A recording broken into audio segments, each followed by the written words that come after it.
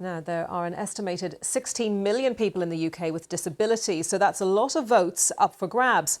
The BBC's Access All podcast, which focuses on disabilities and mental health, has been looking at the major issues that voters with disabilities are talking about ahead of the upcoming election, and which issues are a priority for them when deciding how to vote on the 4th of July. Let's speak now to Emma Tracy, who is host of the Access All podcast. Emma, thank you very much for joining me today. So you did a call out to listeners about what issues they wanted to talk about, and I understand you've had a huge response. So what did you hear? Well, all sorts of subjects, because obviously every issue that's important to people is a disability issue. They wanted to know about housing, lots of people living in inaccessible houses to them, benefits and employment. A lot of them basically saying that they felt forgotten by all the parties and just not mentioned at all in manifestos, mentioned at all in debates, and really feeling unseen and unheard. That was a lot. And then we also had people saying they couldn't see themselves in politics. So they didn't feel like they were being represented. And there's just been some work done by the Disability Policy Centre, which says that around 4% of people standing as MPs are disabled this time. And obviously in the population, it's nearer to 20%. So it's not representative. So people feeling a little bit disappointed about that. And I know that you've been discussing the issue of access to voting as well. What's come up in those conversations? There's actually quite a lot of different sorts of barriers. So blind people feel like they can't vote confidently in secret. People have been voting in secret in the UK since 1872, but the RNIB did some work and found out that in the 2019 elections, only 13% of them felt that they could do that. And that's because they're using a piece of plastic that goes over the ballot paper.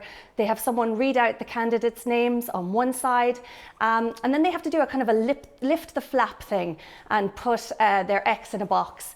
And sometimes the plastic moves, sometimes you get a little bit outside the box, and it's very stressful and upsetting when that happens. Then we've got the physical access to polling stations, some people not able to go through the main door and another door being locked. And then we've spoken to people with learning disabilities, and lots of barriers there around reading the manifestos. They need an easy read version, a plain English version with pictures that makes it easier to digest.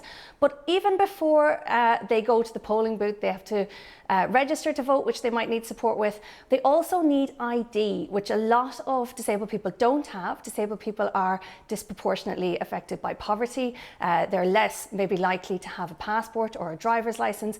And we spoke to Mark Brooks, who's a learning disability advocate from Dimensions UK. And here's what he had to say about that.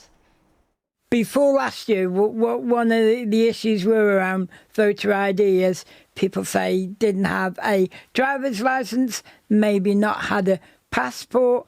And also the other thing that was really an issue is people having a copy of their birth certificate because they didn't know that they had one or their parents had got one. And Emma, I know that you're hoping to speak to someone from all of the main parties to put all of these points to them. What sort of responses have you had so far? Well, yes, we've reached out to all the parties. I've spoken to one yesterday. We've got a few lined up for next week. We're going to put them out in plenty of time for the election so that disabled people can listen to each of the parties, each of the disability spokespeople, find out what each party is offering for them specifically on the 4th of July. It'll be on BBC Access All, on BBC Sounds, or wherever you get your podcasts, and it'll be in the final couple of weeks before the election. So we're really pleased about that, and we're hoping that all the parties will get involved. But of course, if they don't, we will have a good look at their policies in any case. Emma, thank you very much. Emma Tracy, host of the Access All podcast.